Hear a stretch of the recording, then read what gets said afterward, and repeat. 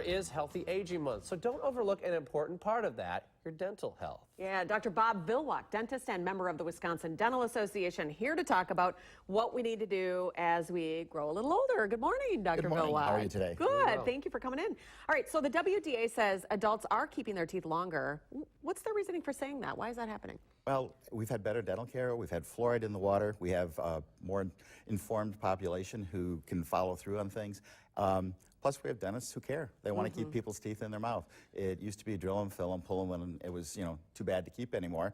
But nowadays, we have the technology and the tools to maintain people's smile, actually an entire lifetime. We've discovered that keeping your teeth longer has great health benefits, too. That if you don't have your teeth, things can go downhill quickly. But there is health benefits to having those teeth in longer. A lot of health benefits, things like pneumonia, heart disease, strokes, diabetes, all of those have tie-ins to good oral health also. So healthy gums, healthy teeth can help the whole body.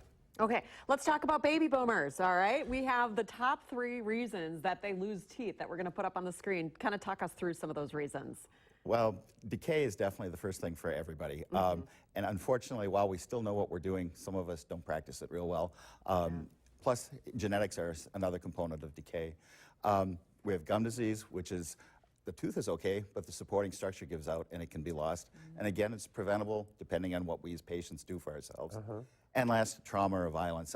You really can't do much to prevent an automobile accident or a golf club in the face or something like that.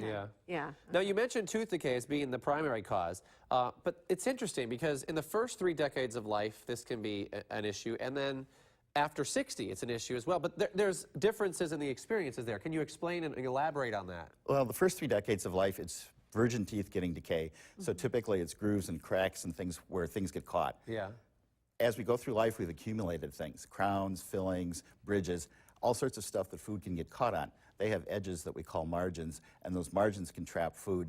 Plus, over time, perhaps the gum tissue has receded down and now root surfaces are exposed. The root surfaces are more susceptible to decay than the enamel of the tooth. Root's not covered with enamel.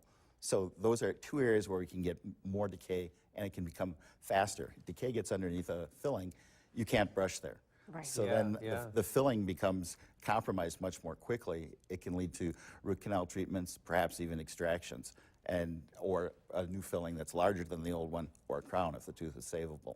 Okay, let's talk about something I found interesting too that was passed along, and that is dry mouth can be a problem as we grow older. And how does that affect dental health? Dry mouth is horrible for dental health because your saliva naturally buffers everything in your mouth and washes it away. So if your mouth dries out, the saliva is not washing the food off the teeth, off the gum tissue, plus it's not buffering the acid that you are drinking or eating, and that can increase your rate of decay. Dry mouth is associated with side effects of taking a lot of drugs. There are over 500 drugs that older people especially can be taking that can have a side effect of drying out your mouth.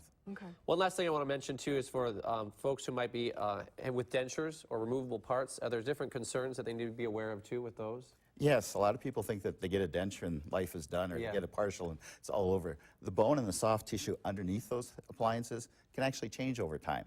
Those changes can make them not fit as well, causing irritation, sore spots, making it difficult to eat, that kind of thing. So even if you have no teeth, you still should see a dentist periodically to make sure your dentures are fitting correctly and that they don't need some work. And we were just looking at a picture of an implant. That is something that's becoming more common because it's really kind of guaranteed for life, right? Implants are a fantastic solution.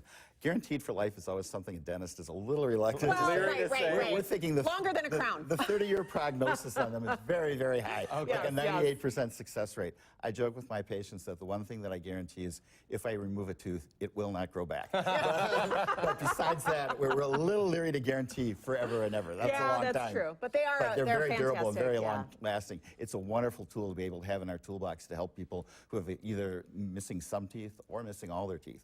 They work well for a single tooth or for anchoring a denture. All right, very good. And if you want to laugh while you're at the dentist too, Dr. Bob Villwock. Yeah, there you go. I want to tell you quickly that one of the best places to review some of this information is the quarterly newsletter they have called Tongue in Cheek. You can find that at WDA.org to find a dentist or mouthhealthy.org for more tips as well. Dr. Villwock, thanks for being here. Thank you. We'll be right back.